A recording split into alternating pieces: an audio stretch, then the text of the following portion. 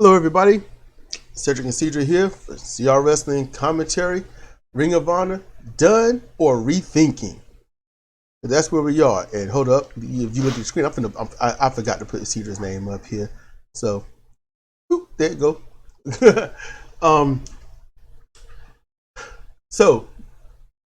I recorded, uploaded, and it was a battle to get this thing uploaded. But the first installment of season 4 of Pain and Agony Wrestling, I got that up there, and in the comment section, Jimmy Whisper says, Ring of Honor just went out of business. So Jimmy Whisper said. Now, it's such a striking sentence that I'm like, I don't know about that. It's too, these people are to blame, and that's just the way it is. So I'm like, okay, it's Jimmy Whisper.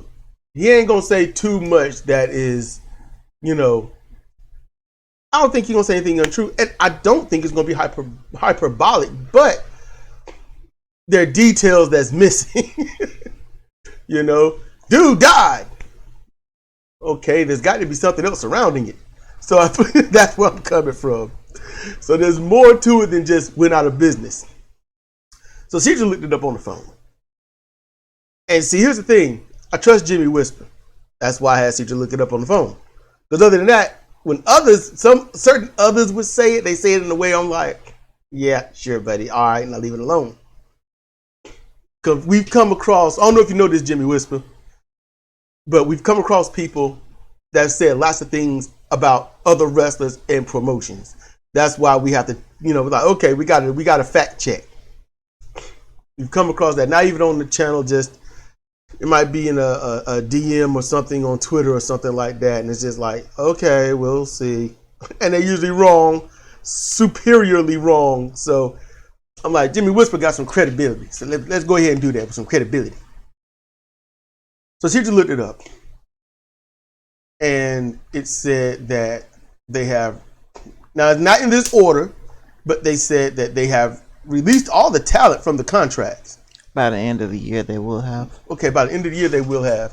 Which explains why I didn't get that far into Game Changer Wrestling, but the Briscoes showed up on that show. I'm like, of all shows, man, I would have shown up on NWA way before Game Changer Wrestling. I'm just saying. It's probably easy to get up there. Yeah, I agree. But I'll be honest with you, I don't think NWA could handle the Briscoes, their style. The Briscoes got an amazing style. It sings to me. So by the end of the year, they will have released all the talent. And they're not going to do any shows until spring. And then it'll be like stretched out. And they're going to be, fan-focused wrestling. Mm-hmm. I'm like, what is fan-focused wrestling? That's the, what?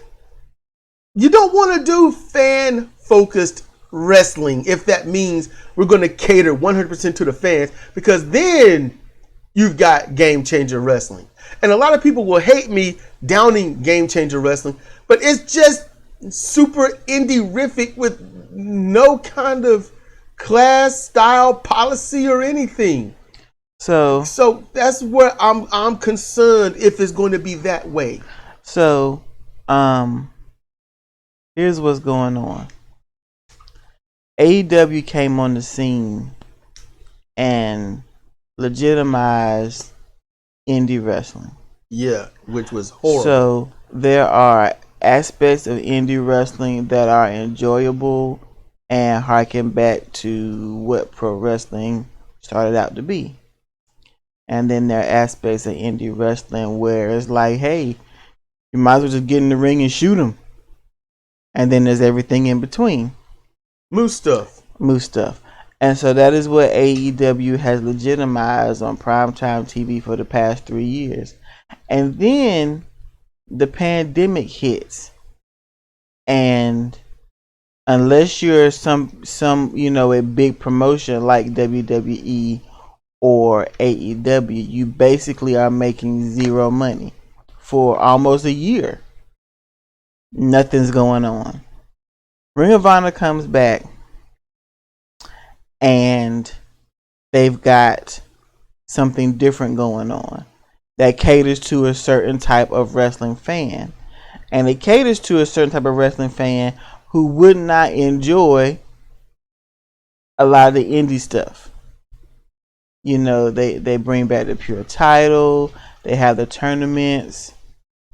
They even have a drawn out women's tournament to reinvigorate the women's division and put the title, a brand new title, on a brand new champion who basically came through the indie circuit, but she's not an indie wrestler.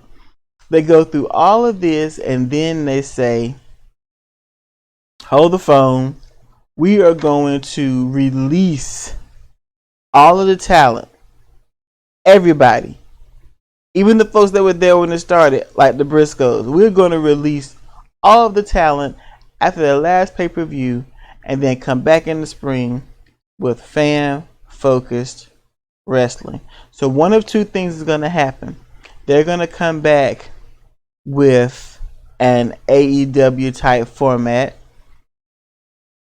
I don't think they would have a GCW type format because Sinclair is very conservative. Or they're not coming back at all. And they have no intention of coming back. They're just saying some shit. And then they be like, oh, things happen and we're not going to do Ring of Honor anymore. Sinclair is exceedingly wealthy. They control over 60% of the news outlets in the United States of America. They have money falling off of money. They could pay these wrestlers to not wrestle for 5 years at a 5 and or 6 figure salary and it would not even break a sweat. That is how much money Sinclair has. Sinclair in general do not care about pro wrestling. Sinclair was trying to use pro wrestling just as another venue to make money to support other things so they could reallocate assets and not lose profit when they try new endeavors. That was the point of Ring of Honor. And because of that, they paid at points the wrestlers less and less and had them work more and more. And then had groups of wrestlers that made as much as one wrestler. That is why wrestlers were trying at points to leave Ring of Honor in droves. They were being treated like retail workers. Less pay, more job duties. What can you do? You got to support your family. You're going to do this. You don't have a choice. And they said, no, we will leave and go elsewhere. That's what happened. So right now, if that is what was still going on, Sinclair doing that to their talent, to their staff, and during a pandemic that people want to act like isn't happening anymore because, you know, whatever, then that's why this is happening. The Briscoes stated their loyalty. They stated their loyalty. We ain't going anywhere. Even though WWE would have paid them a lot more than Sinclair, they downplayed that pay for Ring of Honor. They did that. Well, the Briscoes don't really need it. No, they don't. They were fine.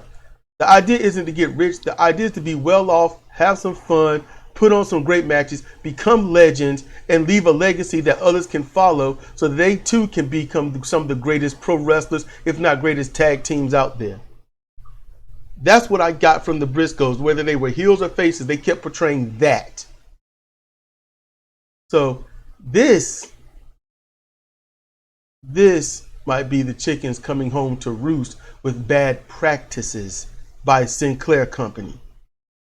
That's what this might be. Because somebody like me, if they just said, hey, don't buy it, just run it. We'll see how you do. And I say, all right, I'm going to book. I'm going to say who goes over, who don't. And we're going to do this thing right. I'm going to get input from the wrestlers, where they want their direction to go and what they think should happen. You know, factor all that in. That's what I would do. It's not that hard. You know, merchandising. They got to be popular enough for merchandising. You know, they put everything on the backs of the Briscoes near the end. I don't know if you ever noticed that. They start doing advertisements and stuff like that. They turned their back on Ric Flair for the dumbest things possible. Yeah, Ric Flair did his stupid stuff on a helicopter, you know, some 10 years ago or 15 or 20 years ago. That's got nothing to do with today. Because if you want to base stuff off of that, then you got a lot of wrestlers that need to be blacklisted from doing anything stupid or saying anything stupid anywhere at any time. Just compare and contrast is the enemy of bullshit. It is. So Sinclair most likely ruined all of this. It don't take much to keep a wrestling promotion going. They could easily say, hey, you get to see this without commercials if you come to Ring of Honor's website and just for, and I think we would pay it for $5 a month. You get to see all the wrestling without the commercial ads. Could be. They could have done that. $5 a month from what they got, 20,000 fans, maybe 30,000, maybe 100,000. I mean, you're getting paid $500,000 a month. You can pay some wrestlers. You can pay a lot of wrestlers. And it'll be a streaming service. All pre-taped, yeah. But it's $5 a month and you get to see the show. No commercials and you get to see the full action. If Ring of Honor hears anything of this, then they need to do it. That is smart business. And that's fan-focused wrestling. Just saying. You got anything else to add, Love? No, that's it. All right. So, if anything out what I said, you know, piqued any curiosities or retorts, hey, y'all go ahead and throw them on down there. You know I'm gonna see the comments. All right. You know I'm gonna see the comments. I don't bite. You know. So, be honest with you. Thanks, Jimmy Whisper, for bringing this to light. So, one, we have something to talk about. Two, we just like, where's Ring of Honor? What happened? I don't understand. And we ain't seen it in a couple of months. Now we know. So I want to thank you, and I want to thank Zemo ×2 for, you know, all the information you give from sites that we just don't go to, don't know about, and whatnot. You know, thank y'all. So with that said, it's been Cedric and Cedric for CR Wrestling Commentary. Ring of Honor, done or rethinking. Glove up, mask up, stay safe, be safe. Goodbye, everyone. See you next time.